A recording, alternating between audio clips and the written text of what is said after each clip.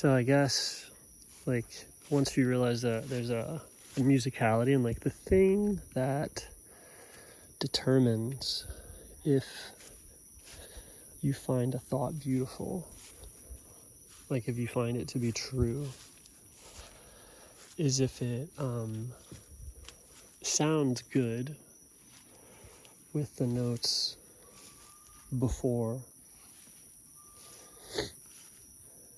and preceding it.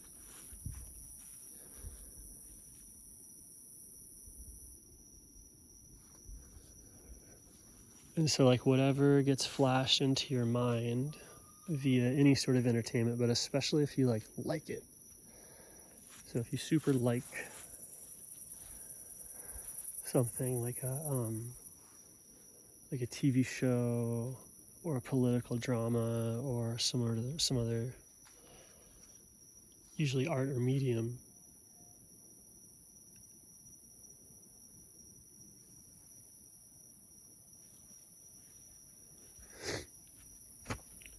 and so in that state you get imprinted with like a feeling, thought, memory, like TV show, especially if you like watch it repeatedly, like if you memorize something, that just becomes what you sense as beautiful as you explore new ideas.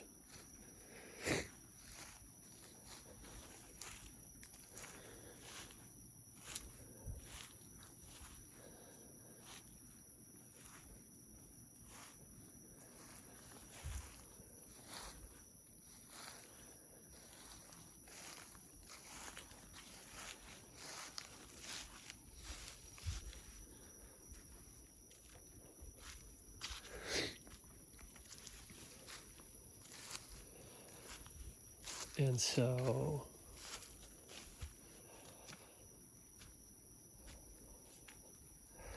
that, no matter what, becomes the background tone for everything that you experience. Like it's like a bass note playing over and over and over again. So the only stuff you find true are things that kind of like rhyme with it. Like if you're trying to put together, if you're thinking unconsciously is what I'm saying. Like if you don't know how to,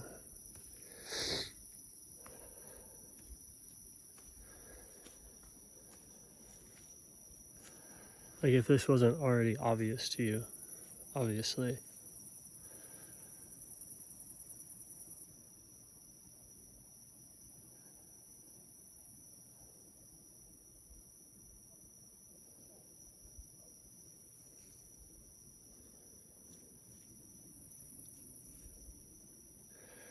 so then you go for whatever, but you're an automatic pattern seeker recognition like thing. So the same way you can tell if a song is looping or if it sounds good, you know different narrative cycles like sort of sound good.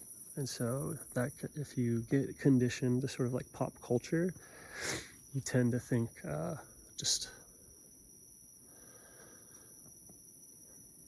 you think at the level of the media that you consume and memorize, basically, and there's no way around it. So like people that are like, oh my god, so into Friends, the people that like spiritually worship like a TV show like that, those people are monastics. Like the same way that somebody who focuses their mind on God for a decade, like a monk, they resemble a god, like God, or they resemble empty, or whatever.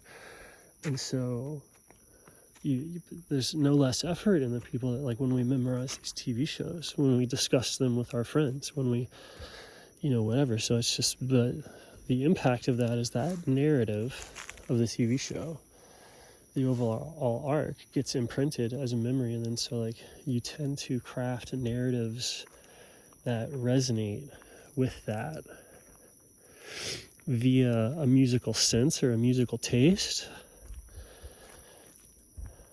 which is kind of determined by what you're focusing on.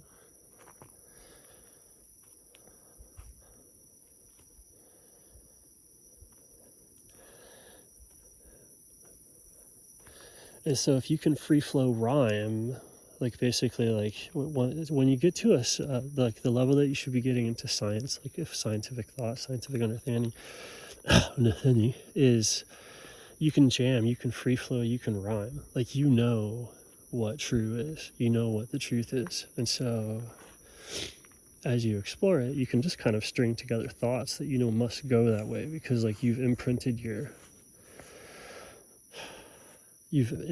mind on reality so many times that eventually it just follows reality. It doesn't really even have to know something, but it can just kind of swim there. It's just, and that's the difference between a musician that can jam really well and somebody who can only play from a sheet or only play from memory. Like they can't feel what the appropriate note is in that moment.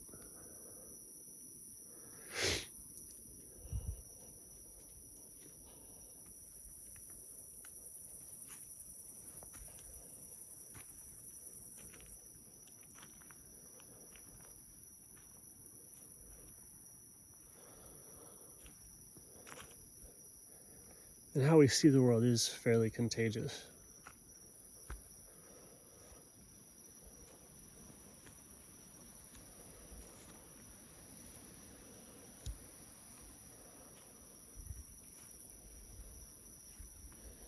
But yeah, that's the utter entire consequences of the entrainment, the school structure. Like when you go through these structures, it imprints you on the structure, and so people call that like love.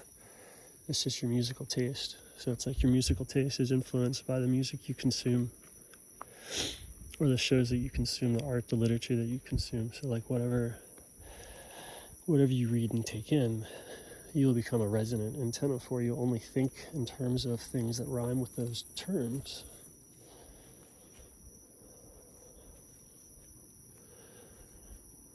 Or you'll get really turned around and start to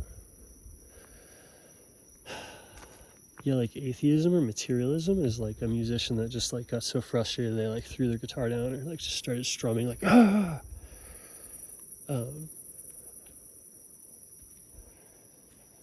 because they screwed up.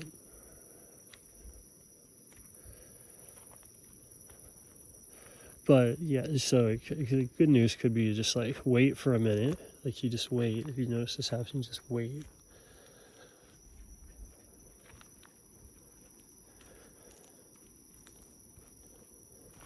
And then you'll see that there's a background tune, and so eventually you'll see a pattern.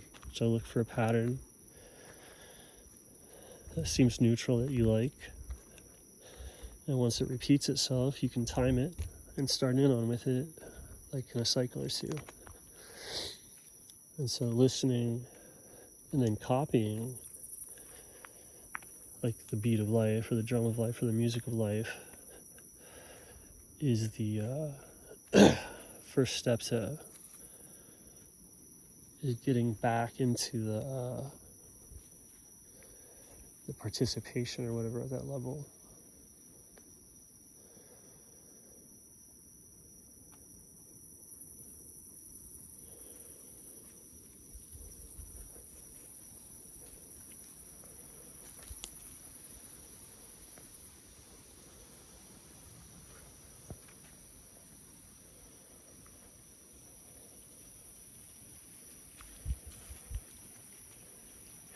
And there's other ways that sense kind of gets turned around, but basically, like, if you want to understand intellectualism, charisma, truth, science, what's going on is when people talk about those things, they just mean it's hitting a deep resonant chord with one of your memories or one of the things that you focused and studied upon, because that's ringing, that's in your memory, so that's just a vibration in you somewhere. So it's toning. All your memories are toning at different volumes depending on how much you reinforce them. So if you don't pay attention to some stuff, then it just goes totally quiet, it's gone.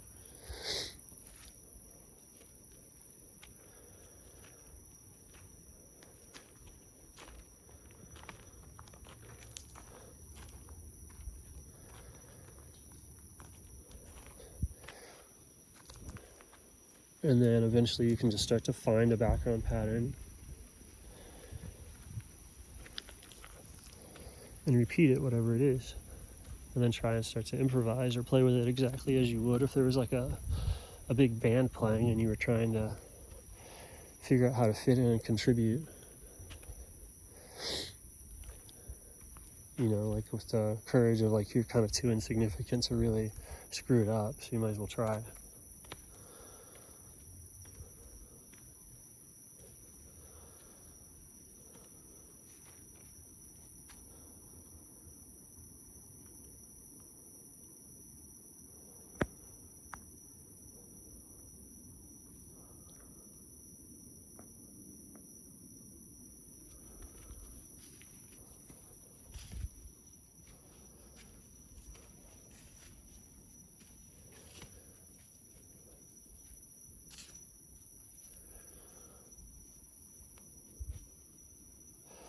And so yeah, all the experiences, all the beliefs are in there resonating together, and like usually what sounds beautiful to you is like the combination that sounds great.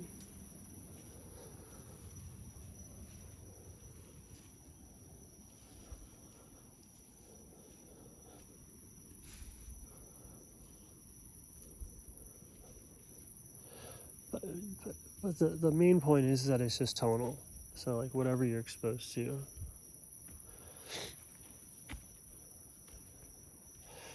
Your personality, in a way, of like, there's lots of good types of music. So like your soul,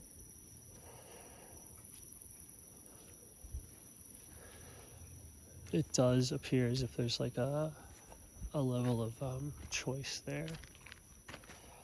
Versus like being, there's so much freedom within like saying, does something rhyme together? Does something sound good together? Because you could save any musical sequence with some musical sequence. Like you could do it to where it like sounds pretty good.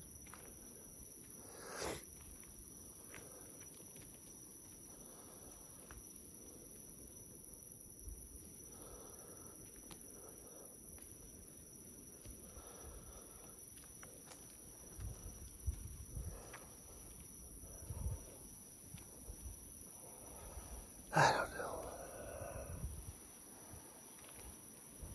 But oh yeah, the charisma, like if a dude has your belief systems down, if they know your life experiences and stuff, they know what words to say and what images to evoke to elicit that sense of like, oh, this idea is beautiful. And it can be beautiful in like a joyous way, a rageful way, a jealous way. It can be beautiful in like a resentful way. Like emotions are almost the sense of beauty that we have behind the thoughts, where it's not just two random noises. It's like two memories connected together in our mind in a sequence, or like highlighting it like a song.